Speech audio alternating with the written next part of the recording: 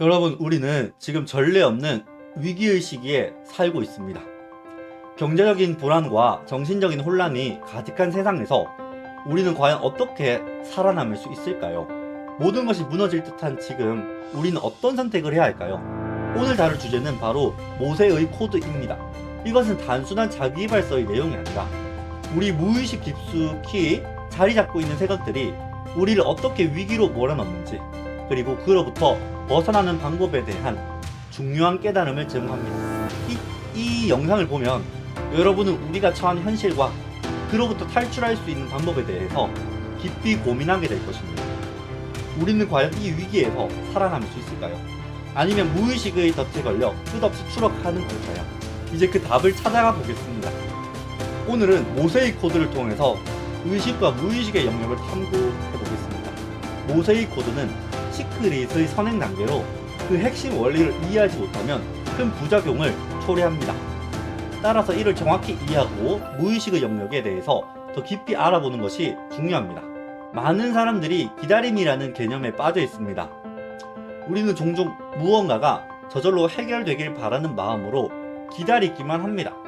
돈을 벌고 싶다거나 어떤 영상을 수강하면 돈을 벌 수 있을 것 같다는 생각을 하며 스스로 노력하지 않고 타인의 도움을 기다립니다. 하지만 현실은 다릅니다. 결국 우리 자신이 행동해야만 원하는 결과를 얻을 수 있습니다. 타인의 도움을 기다리면서 시간을 낭비하는 것은 스스로를 나락으로 빠뜨리는 일입니다. 모세의 코드에는 자율권이라는 중요한 개념이 포함되어 있습니다. 이 자율권은 우리가 원하는 모든 것이 이미 우리에게 주어져 있다고 가정하는 것입니다. 나는 스스로 존재하는 존재다. 이미 모든 것을 가지고 있다. 이 사고방식을 받아들여야 합니다. 이러한 원리를 이해하고 나면 우리가 원하는 것을 어떻게 끌어올 수 있는지에 대한 답을 찾을 수 있습니다. 중요한 것은 신과 우리가 하나라는 사실을 깨닫는 것입니다. 지금 당장 이를 깨닫지 못해도 괜찮습니다. 한번 가정해보고 깊이 생각해보는 것이 중요합니다. 기적이라는 개념도 모세의 코드에서 다루고 있습니다. 기적은 단순한 우연이 아닙니다. 신과 우리가 일직선상에 있을 때 나타나는 자연의 현상입니다. 우리가 스스로 신과 하나라는 사실을 깨달을 때 그 순간부터 기적은 시작됩니다. 종교적 신념을 넘어 우리 자신이 기적을 창조할 수 있는 능력을 가지고 있다는 사실을 깨닫는 것이 중요합니다. 그렇지 않으면 우리는 스스로 만든 제약에 갇혀서 무기력한 삶을 살게 될 것입니다. 우리는 모두 한계를 가지고 있습니다. 예를 들어 부모님과의 관계에서 느낀 분노나 좌절감이 우리의 무의식에 깊이 박혀 있을 수 있습니다. 이런 감정들은 우리가 성장하면서 겪는 많은 일들에 영향을 미칩니다.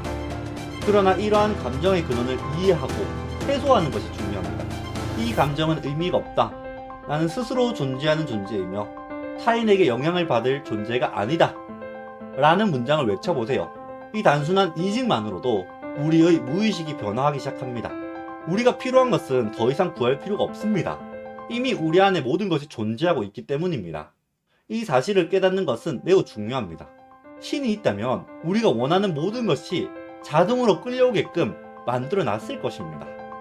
양자역학에서 배우는 것처럼 우리는 스스로의 신념을 강화하여 원하는 것을 끌어올 수 있습니다. 제가 최근에 만난 두 사람의 사례를 말씀드리겠습니다. 한 사람은 외국인들을 타깃으로 한 마케팅 대행업을 하고 싶어 했습니다.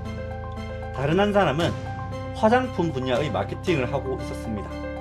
이 두 사람은 자신이 원하는 바를 명확히 하고 신념을 가졌습니다. 그리고 그 신념은 현실이 되었습니다. 마치 양자역학에서 말하는 것처럼 그들의 신념이 강화되자 비슷한 신념을 가진 사람들이 그들에게 끌려왔습니다. 이는 우리의 삶에서도 마찬가지입니다. 우리는 스스로 만든 제약에 갇혀있지만 그 제약을 잠시만 내려놓으면 놀라운 일들이 일어납니다. 우리는 종종 스스로를 감옥에 갇고 그 안에서 안락함을 느낍니다. 이것이 바로 에고의 힘입니다. 에고는 우리를 제약 속에 가두고 스스로를 보호하려고 합니다. 그러나 우리가 진정으로 원하는 것은 에고를 넘어선 것입니다. 에고는 우리를 보호하려는 마음에서 비롯되지만 그로 인해 우리는 진실을 외면하고 불행에 빠지게 됩니다. 에고를 소멸시키는 것은 어렵지만 불가능한 것은 아닙니다. 모세의 코드에서는 주고받기의 법칙을 소개합니다. 이는 단순히 주고받는 것이 아니라 기대 없이 주는 것입니다. 인생의 목적은 행복을 나누는 것이며 진정한 행복은 타인을 먼저 행복하게 해줄 때 돌아옵니다. 에고는 받기 위해 주지만 우리는 그 이상을 추구해야 합니다. 우리가 지금 살고 있는 세상은 위험으로 가득 차 있습니다. 에고와 함께 살면서도 우리는 영혼의 길을 선택할 수 있습니다. 우리의 영혼은 이미 모든 것을 소유하고 있다는 사실을 깨닫고 더 이상 소유하려고 하지 않는 것입니다.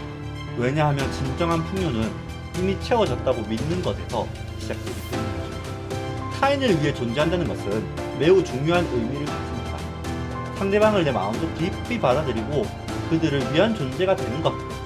그것이 진정한 의미의 사랑이며 행복의 시작입니다. 지금까지 모세의 코드를 통해 무의식의 중요성, 그로부터 탈출하는 방법에 대해서 이야기했습니다.